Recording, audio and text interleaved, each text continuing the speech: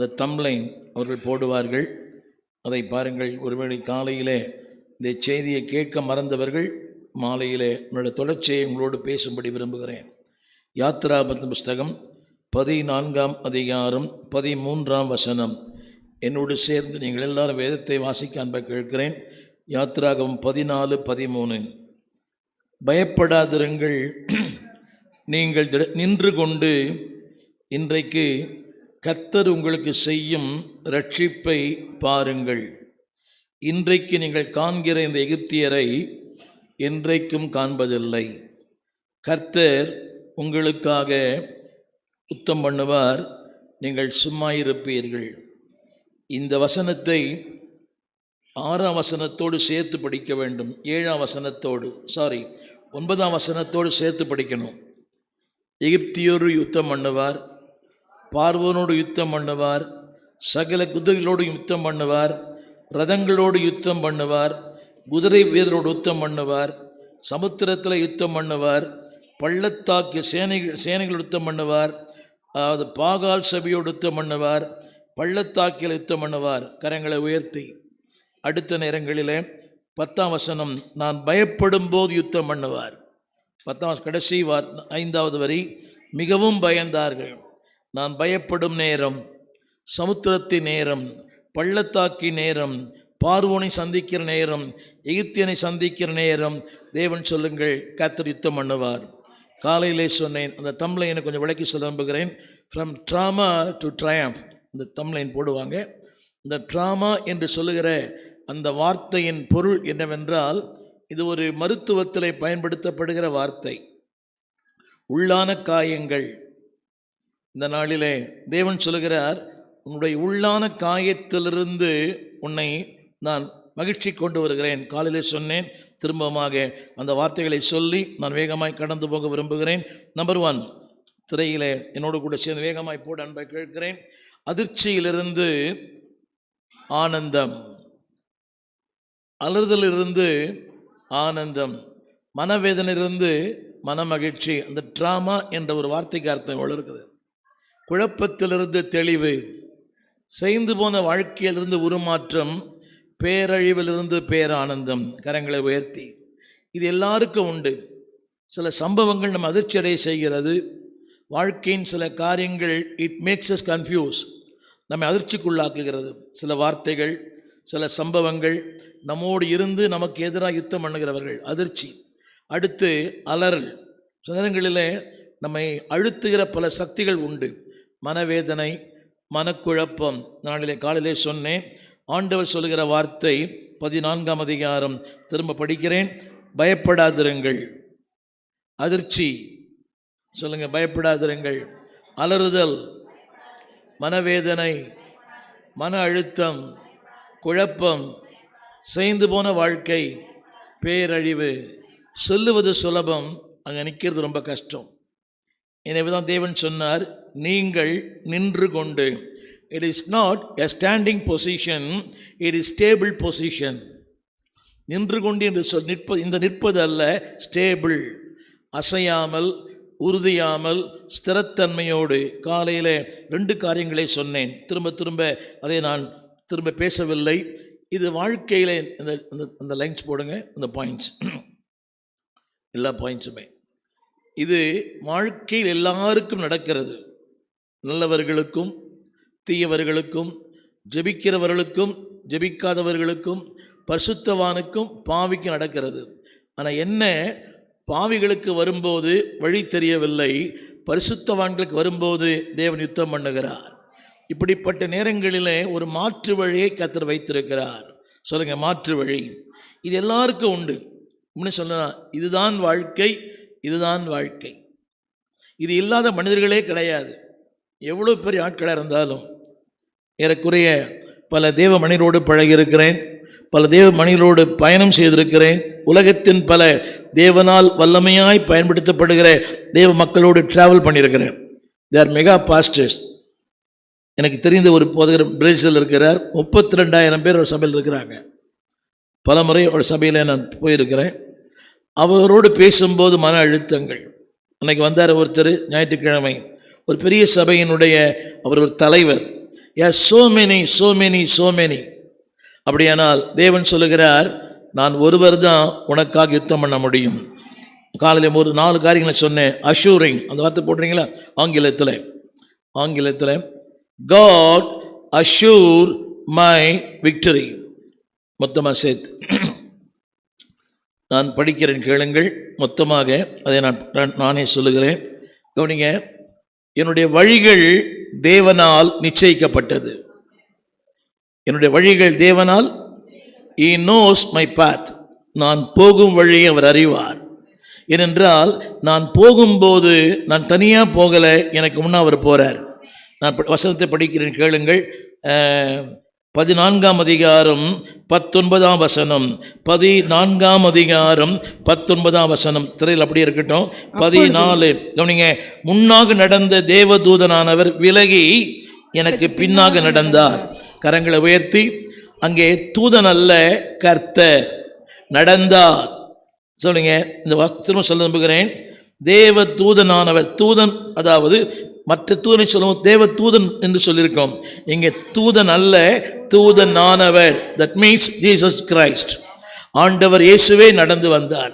சொல்லுங்க. அவர்களுக்கு பின்னாக சமுத்திரத்திலே, பள்ளத்தாக்கிலே, மலைகளிலே, எகிப்தின் மத்தியிலே, ரதங்களோடு, குதிரைகளோடு he walks with me. கரங்களை தட்டி ஆமேன்னு சொல்ல மாட்டீங்களா? ரைட். இன்னைக்கு என்னுடைய செய்தி என்னவென்றால், ஏற்கனவே தமிழில் போட்டாங்க, அதில் போட்டாங்க. சொல்லுங்க. தேவன் நோக்கம் இல்லாமல் வாழ்க்கையில் எதை அனுமதிப்பதில்லை. God has a plan and God has a purpose. Purpose வேற, பிளான் வேற. அது விளக்கி சொல்ல நம்புகிறேன். God has a purpose. வாசிக்கிறேன், கேளுங்கள் அந்த வசனத்தை. God has a purpose. எல்லாருடைய வாழ்க்கையிலையும் தேவன் நோக்கத்தை வைத்திருக்கிறார். 14ஆம் அதிகாரம் 2ஆம் வசனம்.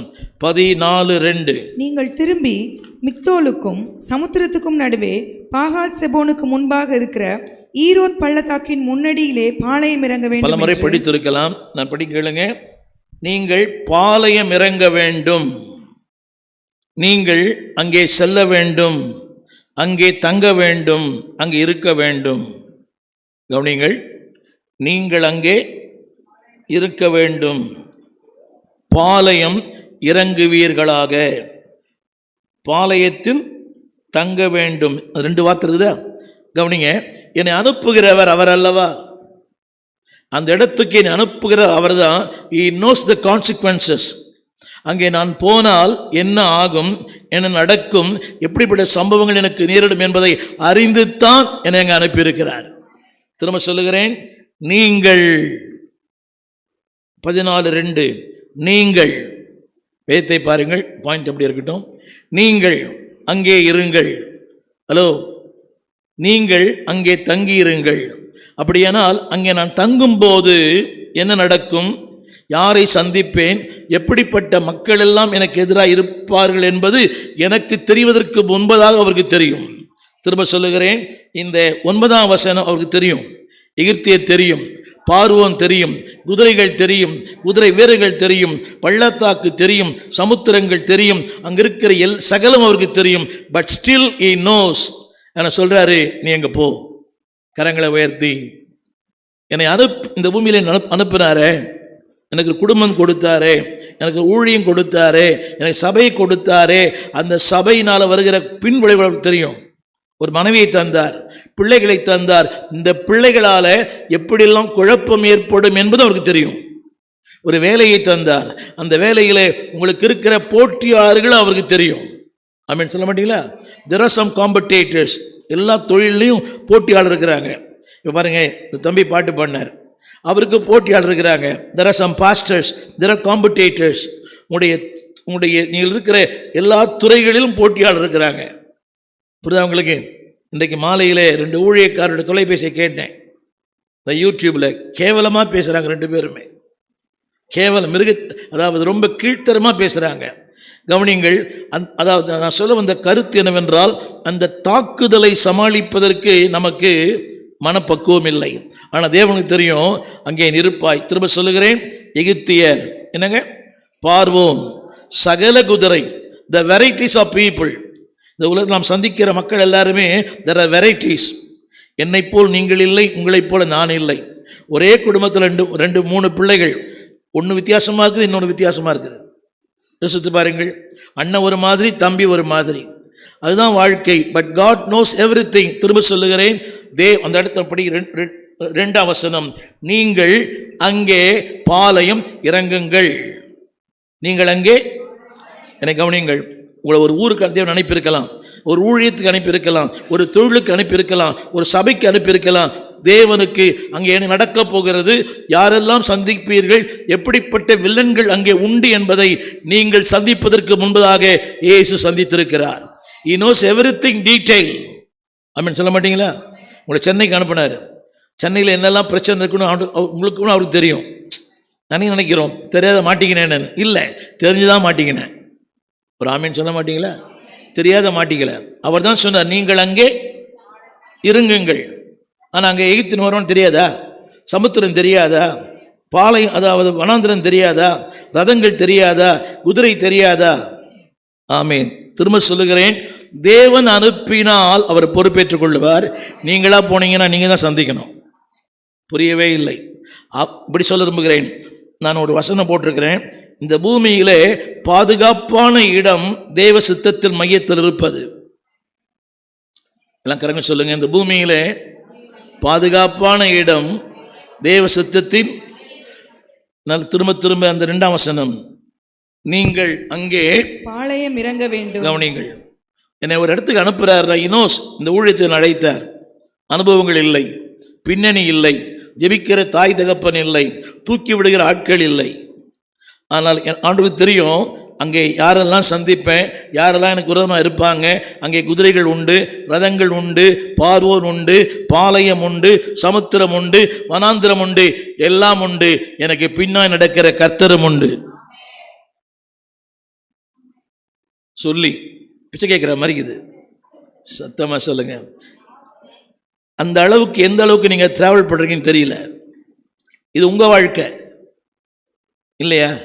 அவர் மாத்திரம் என் வாழ்க்கையில் என்னோடு கூட வரவில்லை என்றால் என் கதை முடிஞ்சு போயிருக்கும். உலகத்தின் பல தேசங்களிலே, பல நேரங்களிலே பலவிதமான ஆகாயமானங்கள். ஒரு குட்டி மாடத்தில் போயிருக்கிறேன். அதில் 5 பேர் தான் இருப்பாங்க. இரவு மணி 11 சான் பிரான்சிஸ்கோ பக்கத்தில் 6 குட்டியுமானது. அந்த பாஸ் அப்படி தான் புக் பண்ணி கொடுத்தார். மேலும் கீழும் போய் அந்த விமானம் அப்படியே சாஞ்சி, அந்த ஏர் ஹோஸ்டஸ் அப்படியே மல்லாந்து படுத்து, அந்த அம்மா மேலே எல்லா ட்ரிங்க்ஸும் கீழே விழுந்து, இரவு மணி 12. தேவன் அற்புதமாய் எத்தனையோ நேரங்களில் நான் சொல்ல முடியும். சொல்லுங்க, இந்த பூமியிலே பாதுகாப்பான இடம் அமெரிக்கா இல்லை, ஆஸ்திரேலியா இல்லை, துபாய் இல்லை. அங்கிருந்தால் ரொம்ப பாதுகாப்பாக இல்லை. எங்கே இருந்தாலும் நீங்கள் பாதுகாப்பாக இருக்க முடியும், தேவ சித்தத்தின் மையத்தில் இருந்தால். திரும்ப சொல்லுகிறேன், தொழில் பண்ணுகிற நீங்கள் தொழிலில் உங்களுக்கு போட்டியாளர் இருப்பாங்க கட்டாயம். ஒரு கடை வச்சிருக்கிறீங்க, அடுத்த நாள் இன்னொரு கடை ஆரம்பிக்குது. ஆனால் தேவ சித்தத்தின் மையத்தில் இருந்தால் தேவன் உங்கள் தேவைகளை தேடி வந்து தருவார். ஆமீன் சொல்லுங்க. அந்த பாதை போடுங்க. என்னுடைய பாதை தேவனால் உறுதிப்படுத்தப்பட்டது. The way that I am going, God assured. அந்த வசனம் சொல்ல விரும்புகிறேன். சொல்லுங்க, உறுதிப்படுத்தப்பட்ட பாதை. நானா கேட்டேன் ஊழியத்துக்கு வரத்துக்கு? என்னங்க, நானா கேட்டேன் என்ன பாஸ்டர் ஆக்குங்கன்னு? என்னடி பார்க்குறீங்க? நான் விரும்பாத ஒன்று. நான் அப்படியே நினச்சேன், 4 பிரசங்கம் பண்ணிட்டு 4 இடத்துக்கு போயிட்டு அப்படியே சுற்றிட்டு வரலாம். உங்கள் போராட்டம் எனக்கு இல்லை, என் போராட்டம் உங்களுக்கு இல்லை. உங்கள் முகத்தை நாள்தோறும் பார்க்க வேண்டிய அவசியம் எனக்கு இல்லை. புதிய முகங்களை பார்ப்பேன். என்ன பாருங்க, வரவேற்பு ரொம்ப சூப்பராக இருக்கும். ஸ்டார் ஹோட்டல் தான். புரியுதா உங்களுக்கு? என்னை கேட்டு தான் சாப்பாடே செய்கிறாங்க அங்கெல்லாம். இங்கே அப்படி இல்லை, என்ன போடுறாங்க தான் சாப்பிட்ணும். இது பெஸ்ட்டு, அது பெஸ்ட்டு. ஆனால் இது ரொம்ப எக்ஸலண்ட்டு. அது குட்டு, இது பெஸ்ட்டு. அவன் சொல்ல மாட்டீங்களா? நீங்கள் முறைச்சி பார்த்தாலும் பிரசங்கம் பண்ணுவேன், முறைச்சி பார்க்கலாம் பிரசங்கம் பண்ணுவேன். நீங்கள் என்ன பண்ணாலும் பிரசங்கம் பண்ணிட்டு இருப்பேன். புரிஞ்சா சரிதான். பிகாஸ் என் வழிகள் நிச்சயமானது, என் வழிகள் எல்லாமே இந்த பீல வரும். நம்பர் டூ என் வழிகள் அதாவது தேவனால் நிச்சயிக்கப்பட்ட ஒன்று மட்டுமல்ல. அடுத்த வார்த்தை அதில் போட்டு பர்பஸ் ஆஃப் காட். அதில் ஒரு வார்த்தை படிக்கிறேன் கேளுங்க. 17ஆம் வசனம், 17ஆம் கடைசி வார்த்தை. நான் சொல்லுங்க, பார்வோனால், குதிரை வீரர்களால், இராணுவத்தால் மகிமைப்படுவேன். இது ஏற்புடையதா இருக்குதா?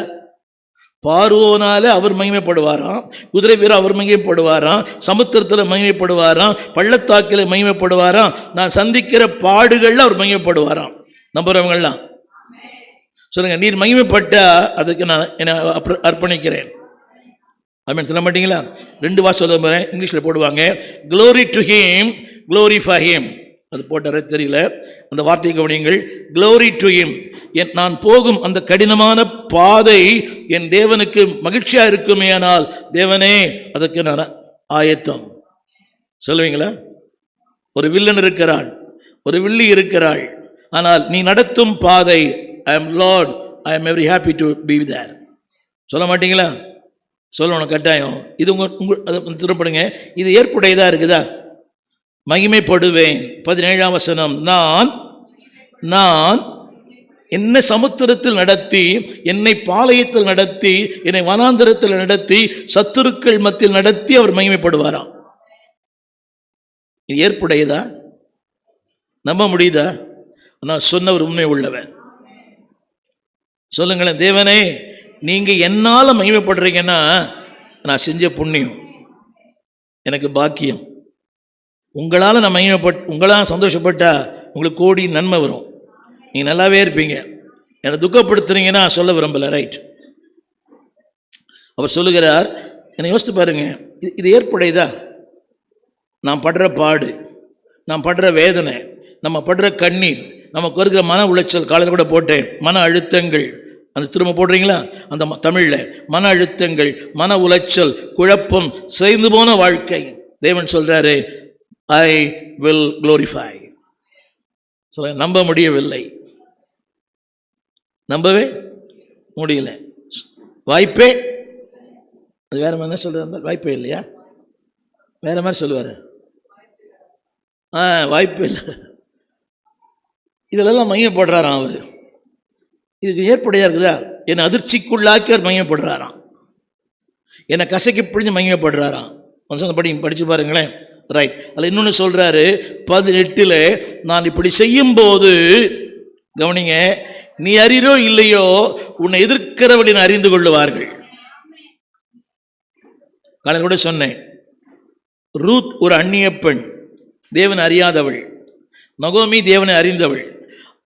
அறியாதவள் சொல்லுகிறாள், உன் தேவன் என் தேவன். அவளுக்கு புரியுங்க என்ன சொல்ல வேண்டியது நகோமி, கேட்க வேண்டியது ரூத். ஆனால் தேவன் அறியாத ஒரு பெண் சொல்றா, உன் தேவன் என் தேவன், நீ உன் ஜனங்கள் என் ஜனங்கள். யோசித்து பாருங்க, அப்ப அவளுக்கு எப்படி இருக்கும் தெரியுமா? நான் சொல்ல வேண்டிய வார்த்தைய சொல்லுங்க. இந்த வசனம் உண்மை இல்லையா? அவர்கள் எகிப்தியர்கள், சத்தமா சொல்லுங்க, என் உலகம் பார்க்குது, உலகம் பார்க்குது, இவ்வளோ பாடு, இவ்வளோ போராட்டம், இப்படிப்பட்ட ஒரு சூழ்நிலை எப்படிங்க சமாளிக்கிறீங்க? எனக்கு பின்னால் ஒருத்தர் வரார், எனக்கு பின்னாக ஒருத்தர் வரார். He always watching me, he always carrying me, he always holding me. சொல்லுங்க, நடந்து வருகிறார், விசாரிக்கிறார், என்னை தோள் மேலே சுமக்கிறார். He is watching, he is carrying, he is holding in his hands. சொல்லுங்க, அவர் கரத்தில் என்னை மூடி வச்சிருக்கிறார். ஆமென் சொல்ல மாட்டீங்களா? நம்பர் 2, அந்த வசனத்தை படிச்சு பார்த்தீங்களா? நம்பர் 2, நான் மகிமைப்படுவேன். ஒரு வசனத்தை வாசிக்கிறேன், புதிய ஏற்பாட்டில் 2 தெசலோனியர் புஸ்தகம் 1ஆம் அதிகாரம் 3ஆம் வசனம். வேகமாக, நேரமில்லை. 2 தெசலோனியர் 1ஆம் அதிகாரம் 3ஆம் வசனம். இது கூட ஏற்புடையதா இருக்காது, ஆனால் ஏற்றுக்கொள்ள வேண்டும். 2ஆம் அதிகாரம் 2 தெசலோனியர் 1ஆம் அதிகாரம் 3ஆம் வசனம். நான் படிக்கிறேன், கேளுங்கள், நான் படிக்கிறேன். சகோதரரே, நாங்கள் எப்பொழுதும் உங்களுக்காக தேவனை ஸ்தோத்தரிக்க கடனாளிகளாயிருக்கிறோம். உங்கள் விசுவாசம் மிகவும் பெருகுகிறபடியினாலும், நீங்கள் எல்லாரும் ஒருவரில் ஒருவர் வைத்திருக்கிற அன்பு அதிகரிக்கிறபடியினாலும் அப்படி செய்கிறது தகுதியாயிருக்கிறது. 2 தெசலோனியர் 3ஆம் அதிகாரம், 2 தெசலோனியர் 3ஆம் அதிகாரம். கரெக்ட், நீங்க படிச்சது கரெக்ட் தான், படிங்க. சகோதரரே, நாங்கள் 2 தெசலோனியர் 1ஆம் அதிகாரம் 4ஆம் வசனம். மன்னிக்கணும், நீங்கள் சகிக்கிற சகல துன்பங்களிலும். ஆமீன் சொல்ல மாட்டீங்களா?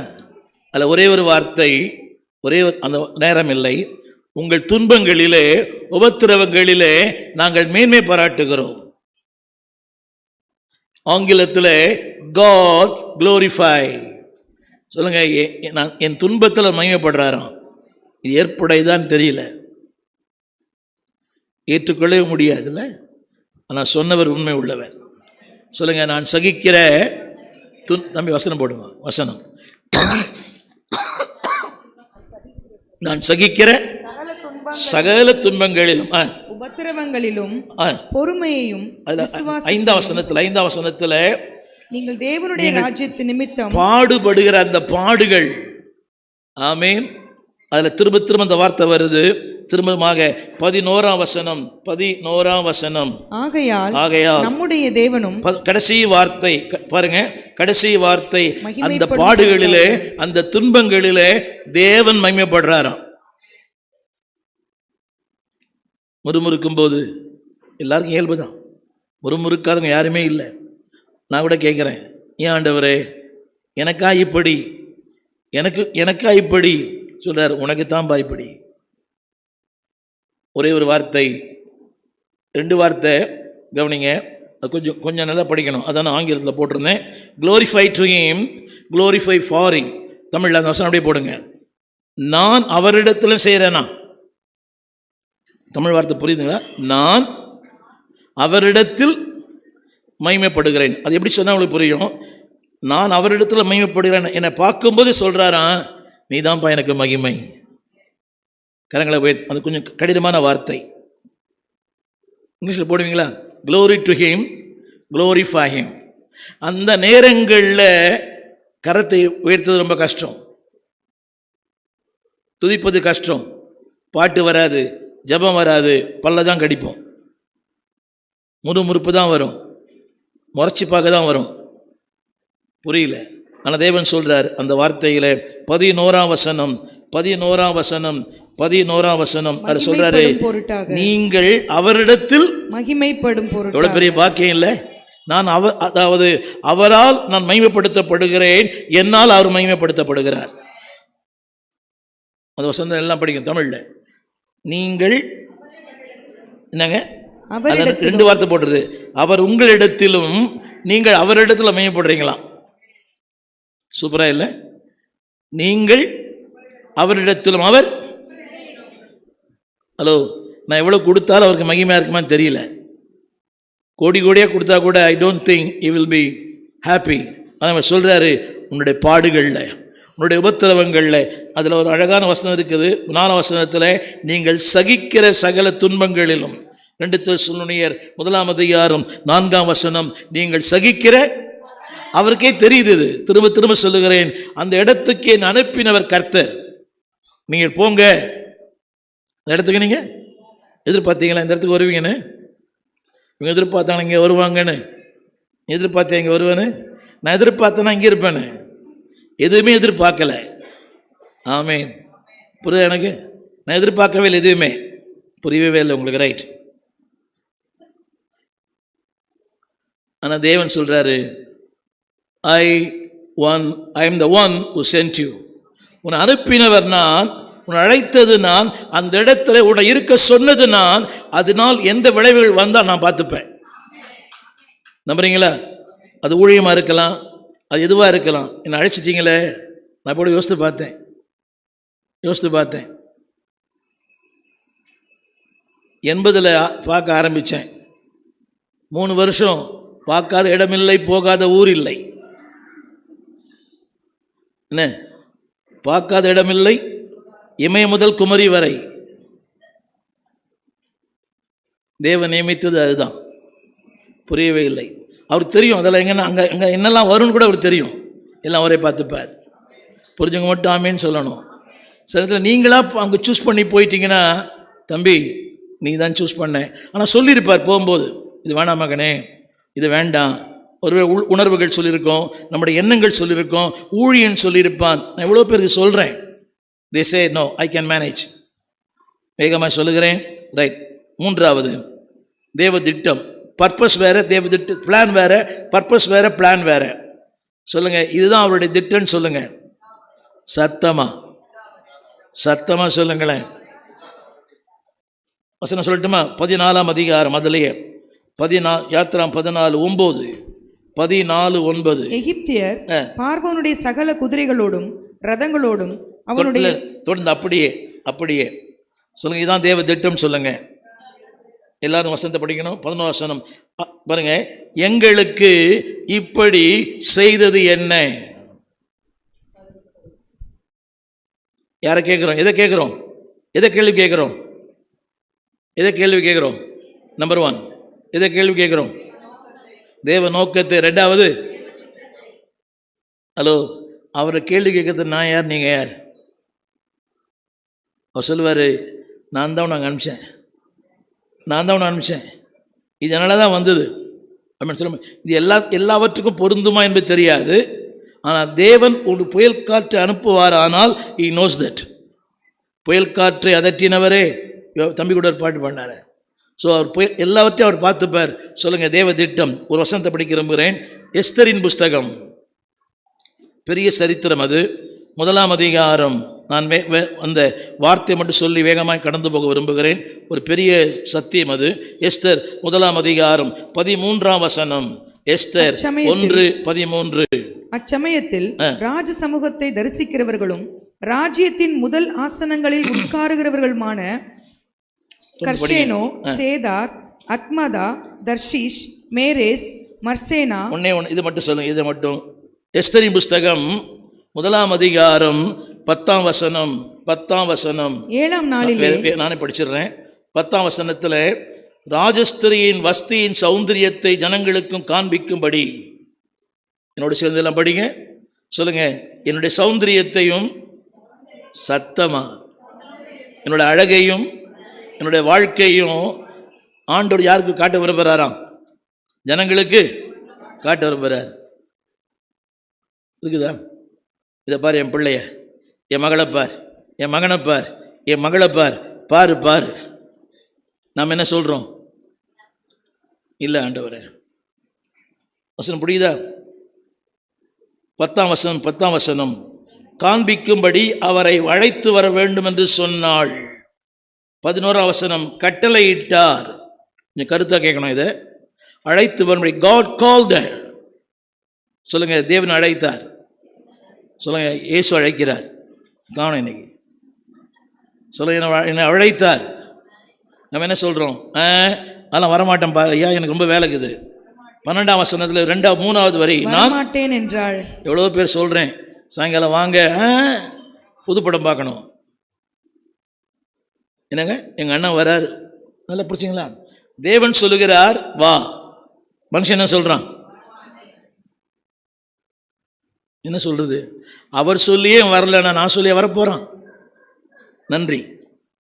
பிள்ளைகளை காணுமே, படிக்கிறாங்க. ரைட். வரமாட்டேன். சொல்லுங்க, வரமாட்டேன். அதில் போட்டிருக்குது, ராஜா கடும் கோபம் கொண்டு தனக்குள்ளே மூர்க்க வெறி கொண்டான். இந்த பொண்ணு என்ன பண்ணுறதுன்னு தெரில. ஒன்று கூட உள்ள போல. ராஜா கோபம் கொண்டு, ஹலோ, என்னை இந்த இடத்துக்கு கொண்டு வந்தது பெரிய பாக்கியம் இல்லையா? ராஜாவும் மாளிகையில்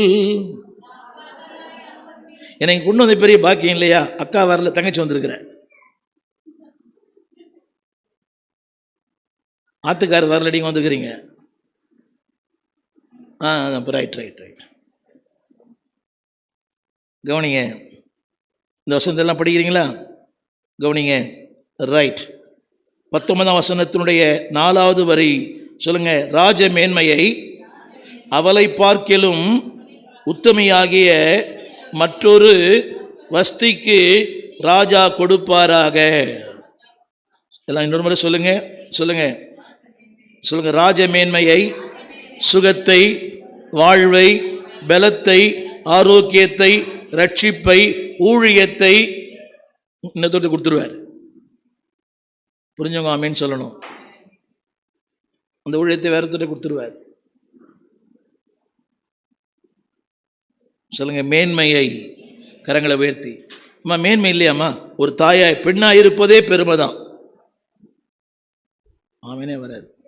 பெண்ணாக இருப்பதே, ஒரு மனைவியாக இருப்பது, ஒரு தாயாக இருப்பது, ஒரு மாமியாராக இருப்பது, ஒரு பாட்டியாக இருப்பது, வரமாட்டேன் சொல்கிறாரு. D promotion. டி ப்ரமோஷன் இல்லை, இங்கேருந்தே உனக்கு டி ப்ரமோஷன் தான். கடைசியில் ஒரு கேர் ஆஃப் பிளாட்ஃபார்ம் அங்கே கொண்டு வந்துடுவார். சொல்லுங்க, தேவனே என் மேன்மையை இழக்க விரும்பல. சோறு இல்லை, தண்ணி இல்லைண்ணே, அரண்மனையில் இருப்பது எவ்வளோ, ராஜாவுக்குமா நிற்கிறது எவ்வளோ பெரிய பாக்கியம் இல்லையா?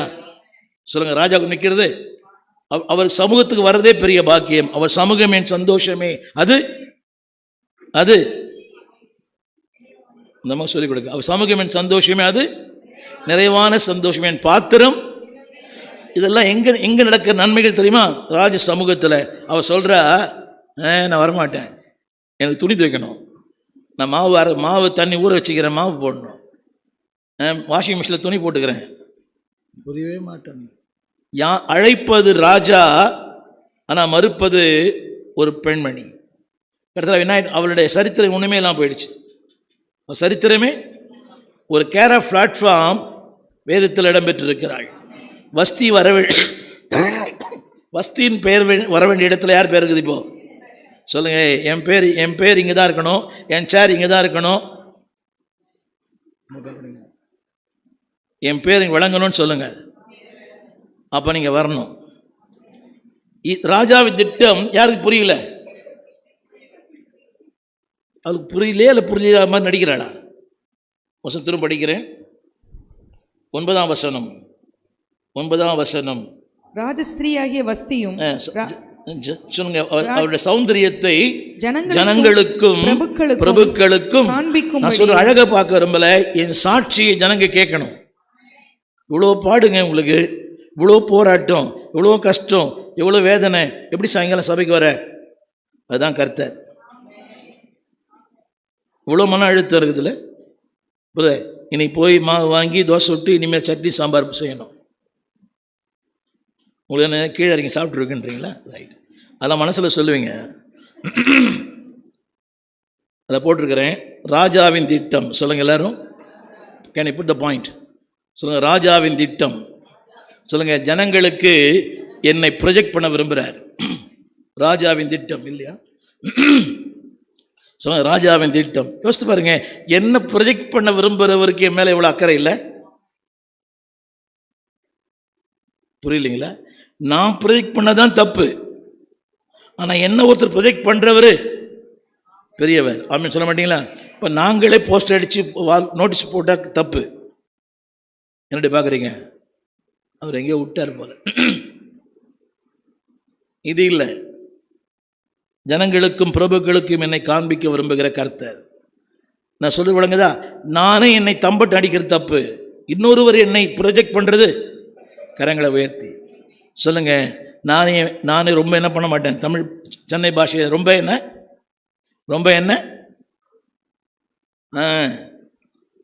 நாங்கள் அப்படி, நாங்கள் இப்படி, எங்கள் அம்மா வீடு அப்படி, எங்கள் தாத்தா வீடு இப்படி, அதெல்லாம் கேட்டார். இப்போ சொல்லுங்க, நான் என்னை ப்ரொஜெக்ட் பண்ணுறதை விட என் ஆண்டவர் என்னை ப்ரொஜெக்ட் பண்ண விரும்புகிறார். ஆமேன். அவர் வர சொன்னால் வரணும். இல்லை ஆண்டவரே, நான் இப்போ தான் ரொம்ப மேக்கப் பண்ணல, ரொம்ப முக்கியமாக அது சொல்லக்கூடாது நிறையலாம். ரைட், என் ட்ரெஸ்ஸு நல்லா இல்லை, எனக்கு அது நல்லா இல்லை, இது நல்லா இல்லை. அவர் ட்ரெஸ்ஸை கேட்கலாமா? உன்னை தான் கேட்குறாரு. புரியுது? அவனுக்கு யாரை கேட்குறாரு? நான் குளிக்கல, அவர் தெரியாது எனக்கு குளிக்கல என்ன. புரியுதா? அழுக்காக்குதான் எல்லாம் அவருக்கு தெரியும். தெரிஞ்சுதான் என்னை அழைக்கிறவருக்கு என்னை தெரியும், என் நிலைமை தெரியும், என்னுடைய ஏட்டு இசை தெரியும், உள்ளச்சத்திலிருந்து உள்ளங்கால் வரைக்கும் அவருக்கு தெரியும். என்கிட்ட என்ன பலவீனம் இருக்குது எனக்கு தெரியும், எனக்கும் தெரியும். நீங்கள் உங்கள் பலவீனம் எல்லாம் நீங்கள் எல்லாம் பண்ணுறீங்க எனக்கு தெரியும், நீங்கள் பண்ணுற அட்டகாசம் எல்லாம். சொல்லுங்கள், ராஜாவின் திட்டம். கரங்களை போய் சொல்லுங்கள், தேவனே அதை நிறைவேற்றினா பார்த்துங்க. அவர் சொன்ன உடனே வந்தது எப்படி இருக்கும் அந்த ராஜாவுக்கு? இந்த புஸ்தகம் எஸ்தர் புஸ்தகம் இருந்திருக்காது. என்ன இருந்திருக்கும்? வஸ்தியின் புஸ்தகம் இருந்திருக்கும். எத்தனை பேர் புரியுது? சொல்லுங்கள், ஆண்டவரே என் இடத்த வேறு யாருக்கும் தரமாட்டேன். இது மட்டும் ஆமன் சத்தமாக வரும். ஏன் வருதுன்னு தெரியல. என் இடத்த யாருக்குமே வான்னு சொல்கிறாரு. எவ்வளோ திமிர் இல்லை? என்னது வேதம் சொல்லுகிறது? வரமாட்டேன். இதில் இன்னொன்று போட்டு தெரியுமா? இவளுடைய அந்த பிடிவாதம் சரித்திரத்திலேயே சங்கமாயிடுமா? அந்த 17 சொல்லுது, இதனால அநேக புருஷர் தங்களை பார்வையில் அற்பமாக எண்ணுவார்களாம். நீங்க பண்ற ஒரு தப்பும், புரிஞ்சுதா, எல்லா ஸ்திரீகளுக்கும் எப்படி இருக்கும்? அது அற்பமாய் எண்ணுவார்கள். யார? தேவையா? ஹலோ, புரியுதா? நீங்கள் பண்ணுற தப்பு யாரை பாதிக்குது? உங்கள் சொந்த வீட்டை பாதிக்குது. வா போ, என்ன சாப்பிட்டியா, தூங்குனியா, தண்ணி குடிக்கிறியா, என்னடி பார்க்குறீங்க சொல்லுங்கள். அதில் ஒன்று போட்டிருக்குது, 18ஆம் வசனம். ராஜாவுக்கு என்ன வரும் தெரியுமா? ராஜாவுக்கு 18 கடைசி வார்த்தை, மிகுந்த அசட்டையும் எரிச்சலும் விளையும். ஆமேன். தேவனை கோபப்படுத்தி இந்த பூமியில் நான் சந்தோஷம் வாழவே முடியாது. யாருக்கு எரிச்சல்? புருஷனுக்கு எரிச்சல் இல்லை, இந்த ராஜாவுக்கே எரிச்சல். சொல்லுங்க, தேவனே என் வயிறு எரியுது. நீங்க சொல்றீங்களா அடிக்கடி, பெத்த வயிறு எரியுதுடா? இது வரைக்கும் சொல்லலை, இனிமேலும் சொல்லாமல் இருக்கணும். ராஜாவுக்கு என்ன வருதா என்னை பார்த்தா? சத்தமா நீங்க சொல்லுங்களேன் என்னை பார்த்து. இன்னைக்கு சந்தோஷமாக தான் இருக்குது எனக்கு. அடுத்து அந்த 10ஆம் வசனத்தில் பாருங்கள். இப்போ நான் சொன்னேன் எங்களுக்கு இப்படி செய்தது. 11ஆம் வசனம், யாத்திரம் 14:1, தேவ சமூகம் போடுங்க. இங்கிலீஷில் போடுறீங்களா? God's plan, God's purpose, God's presence. இங்கிலீஷில் எல்லாம் போடுறீங்களா? இங்கிலீஷில் என்ன பாருங்க. 11ஆம் வசனம். செய்தது என்ன? என்னங்க? ஒரு சின்ன கேள்வி. உங்களை ஒருத்தர் கேள்வி கேட்டால் கூட இருப்பீங்களா நீங்கள்? எரிச்சல், அவருக்கே எரிச்சல், அவருக்கே கோபம், இருப்பீங்களா? இந்த கேள்வி என்ன கேட்குறாங்க? எங்களை இப்படி செய்தது என்ன? ஜனங்களுக்கு எப்பவுமே கேள்வி கேட்டால் பிடிக்காது. கேள்வி கேட்டால் பிடிக்கும்னு சொல்றவங்களாம் கரங்களை உயர்த்தி ஆமேன்னு சொல்லுங்க.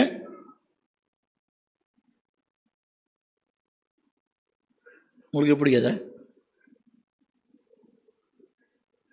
கேள்வி கேட்டால் எனக்கு பிடிக்கும்னு சொல்றது. வாத்தியாருக்கு பையனுக்கு பசங்களுக்கு வாத்தியாரை பிடிக்கிறது இல்லை. ஏன்? சும்மா கேள்வி மேலே கேள்வி கேட்டது. உங்களுக்கே என்ன பிடிக்கிறது இல்லை, ரைட்? இதனால மற்றவங்களெல்லாம் உங்களுக்கு பிடிக்குது, ஆனால் கேள்வி கேட்டால் கூட என் கூடவே இருக்கிறார். சொல்லுங்க, அதான் அவருடைய சமூகம். நான் கேள்வி தான் கேட்குறேன், எரிச்சல் மூட்டுறேன், கோபம் மூட்டுறேன், ஆனாலும் அந்த வசனம் படிங்க. 14ஆம் வசனம், 15ஆம் வசனம். அப்பொழுது கர்த்தர் மோசேயை எனக்கு கவனிங்க. அப்பொழுது கர்த்தர் எங்கே? பள்ளத்தாக்கிலே, சமுத்திரத்திலே, யுத்தங்களிலே, அந்த குதிரை வீரர்களோடு. சொல்லுங்க, அப்பொழுது கர்த்தர். புரியுதா? அந்த கருத்து புரியுதா உங்களுக்கு? எப்போ? கேள்வி கேட்டுனுக்கிறேன், கேள்வி கேட்ட கூட சொல்றாரு, பரவாயில்ல, அந்த அம்மா ஒரு வீக் சகோதரி, பலவீனமான பாவம், அது என்ன பண்ணுறது, அது எங்கே இருக்கிற இதெல்லாம் எங்கிட்ட காட்டுது. புரியவே இல்லை.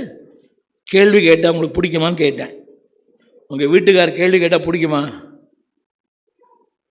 புரியுதா உங்களுக்கு? நீங்கள் பையனை கேள்வி கேட்டால் உங்கள் பையனுக்கு உங்களுக்கு பிடிக்குமா? இன்னும் 10 ரூபா கொடுத்துட்டு 10 கேள்வி கேட்குறேன். இன்னும் பெருசாக கொடுத்துட்டு 10 ரூபா கொடுத்தது 10 ரூபா, அதில் என்ன பண்ண ஏது பண்ணன்னு கேள்வி கேட்குறது. பார்த்தீங்களா? பிள்ளைங்க ரொம்ப மகிழ்ச்சியாக இருக்கிறாங்க.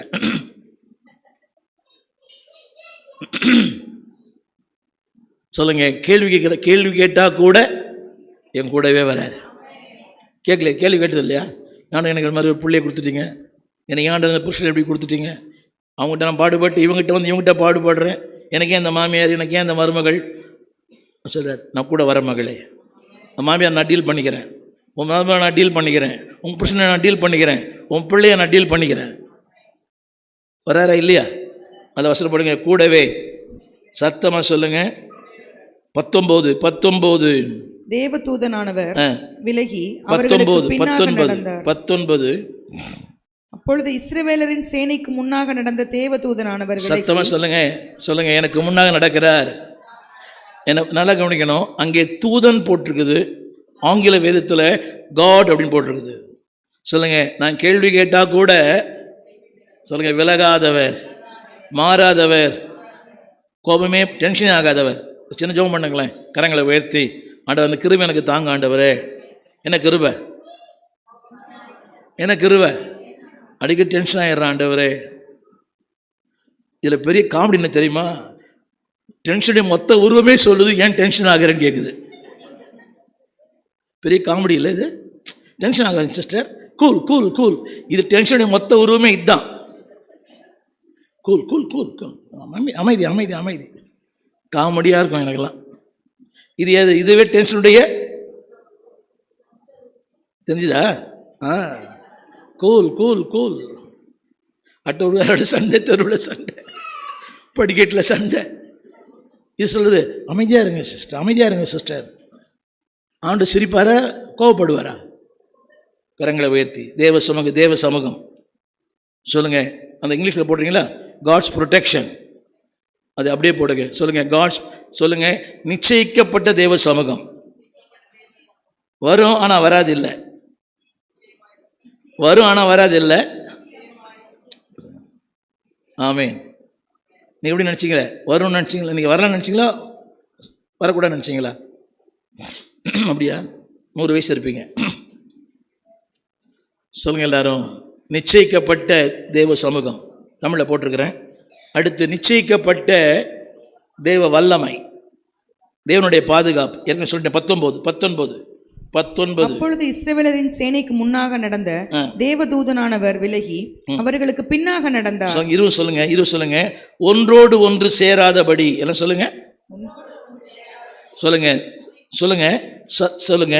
சத்துருக்களும் நானும், சொல்லுங்க இஸ்ரவேலின் சேனையும் எகிப்தியரின் சேனை ஒன்றோடு ஒன்று.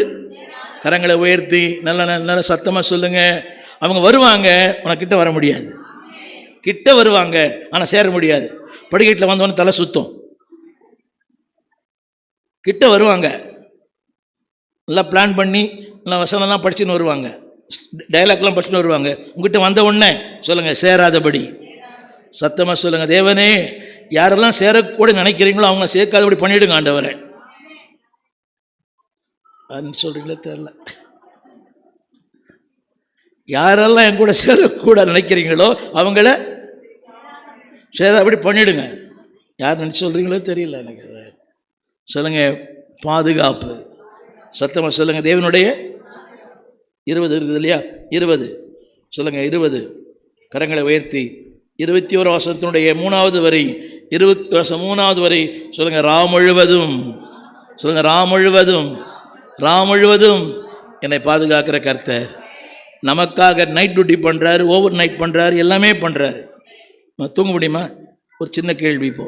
இப்போ ஒரு 9 மணிக்கு உங்களை அனுப்பிச்சேன்னா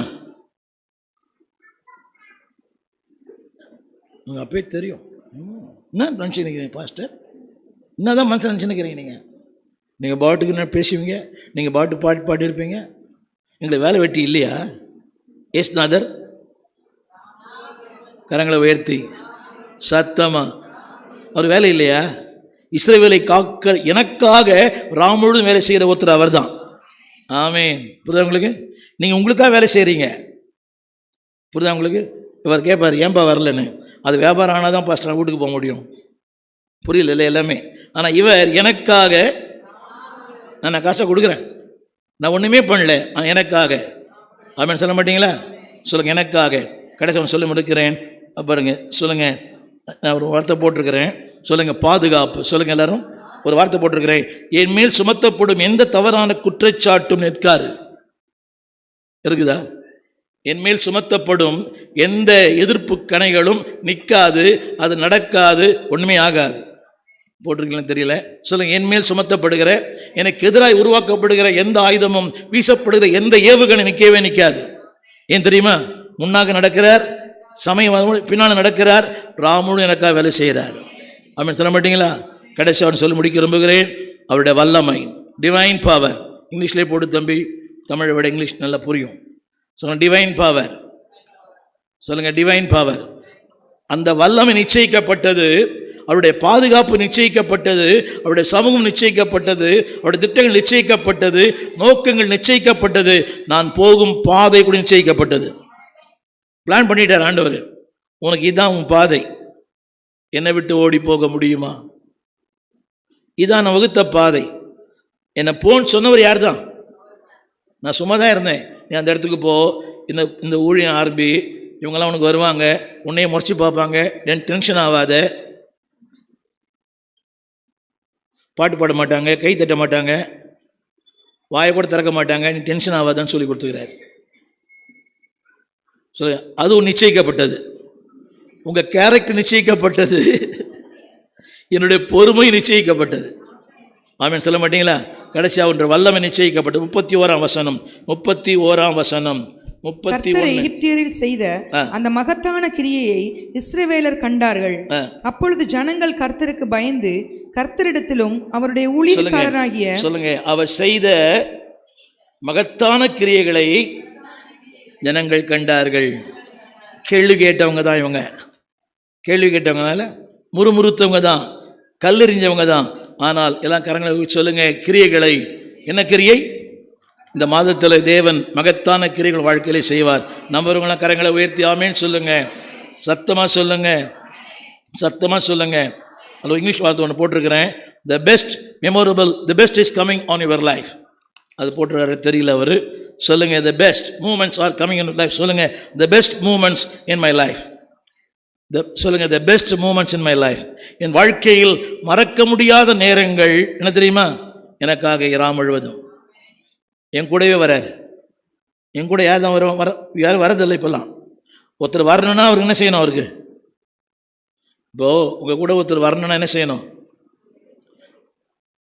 சொல்லுவார், நான் நிறைய பேர் கூட்டின்னு போகிறேன். கொடுமை இது. அவங்க நிறுத்துகிற வண்டியெல்லாம் காஸ்ட்லி தான் நிறுத்துறாரு அவர். அவர் நடத்துகிற அவர் ஸ்டாப் பண்ணுற ஸ்டாப்பிங்கில் அப்படி தான் ரொம்ப ரொம்ப ரொம்ப காஸ்ட்லி. அது எங்கிட்ட புரியவே இல்லைல்ல. ஏன்னா அவர் ஸ்டாண்டர்டு வேறு. அப்போ தான் தெரிஞ்சுக்கிறேன் இவர் கூட்டின்னு போனதே. ஆனால் அவர் செலவே இல்லாமல் கூட நடந்து வராரு. நான் கேள்வி கேட்ட வந்தான், முறுமுறுத்த வந்தான். எல்லாம் எழுந்திக்கலாமா? எழுந்திருந்து வார்த்தை சொல்லுங்கள். அப்படியே சொல்லுங்கள். எழுந்திருந்து எல்லாம் வேத கையில் எடுங்க. 14ஆம் அதிகாரம் 13ஆம் வசனம் சொல்லுங்க.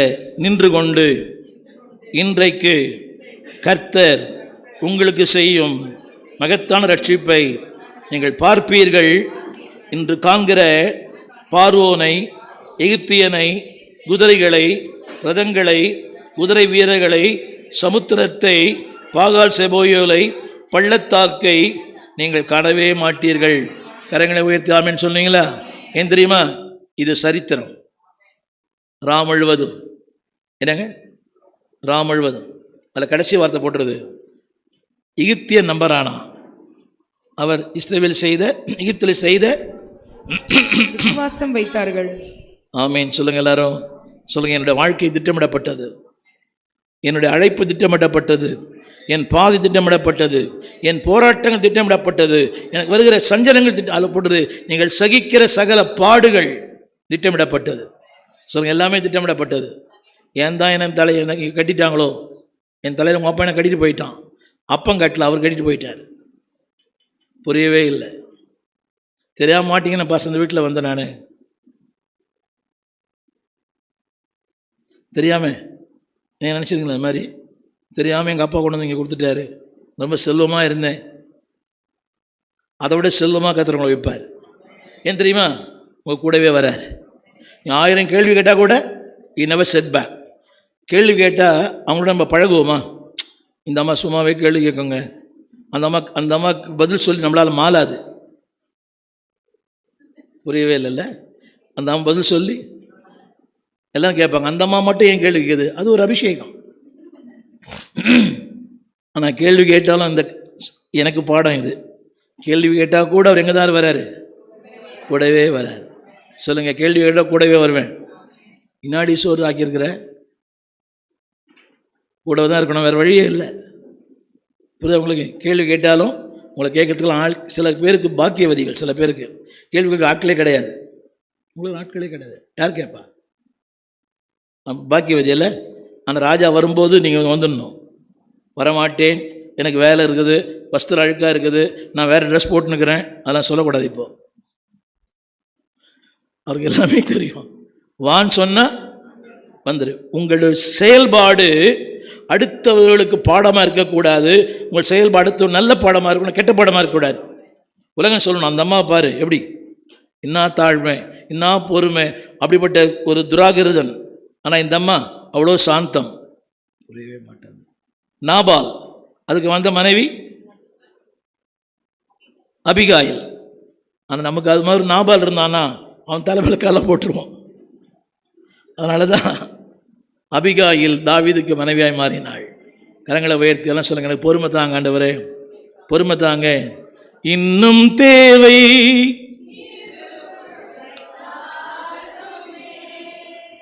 இன்னும் தேவை. எதுக்கு எதுக்கு எதுக்குன்னு கேட்டேன். கடல்ல, சமுத்திரத்தில், ரதங்களில், குதிரை வீரரோடு கூட கரங்களை உயர்த்தி சாம்சன் திருவிந்தை கொடுப்பார். திரு எடுக்காதவங்க ரைட் எல்லாம் திருவிழத்துக்கு ஆயத்தமாகவும் வந்து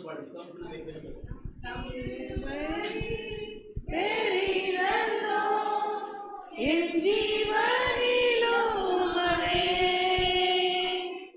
இம்மட்டும் காத்ததுவே இன்னும் தேவை கிருபை தாருமே இன்னும் தேவை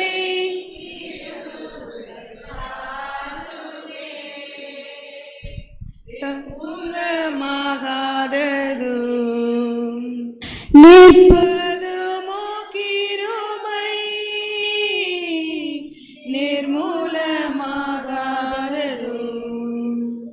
நிற்பதுமோ கிருபை நீசரின் பாவம் நீங்கினதே நித்திய ஜீவன் பெற்றுக் கொண்டேன் நீசரின் பாவம் நீங்கினதே நித்திய ஜீவன் பெற்றுக் கொண்டேன் காத்துக்கொள்ள கிருபை தாருமே காத்துக்கொள்ள கிருபை தாருமே கிருபை பெரிதல்லோ எம் ஜீவனிலும் அதே இம்மட்டும் காத்ததுவே இன்னும் தேவை கிருபை தாருமே. செபிப்போம். எங்களை நேசிக்கிற மகா பரிசுத்தமுள்ள எங்கள் நல்ல ஆண்டவரே, இந்த ஆசீர்வதிக்கப்பட்ட நல்ல நாளுக்காக இந்த மாலை வேளைக்காக உம்மை துதிக்கிறோம். இந்த நாளிலும் கூட கர்த்தர் எங்களுக்கு கொடுத்திருக்கிற ஒரு புதிய மாதத்துக்காக உமக்கு ஸ்தோத்திரம். கடந்த 8 மாத காலமாக நீர் எங்களை சுமந்து ஏந்தி தப்புவித்து ஆண்டவரே எங்கள் வாழ்க்கையில் நீர் தயவாய் இருந்து எங்களை தகப்பனை அற்புதமாக பாதுகாத்து கொண்டீரே உமக்கு ஸ்தோத்திரம் ராஜா.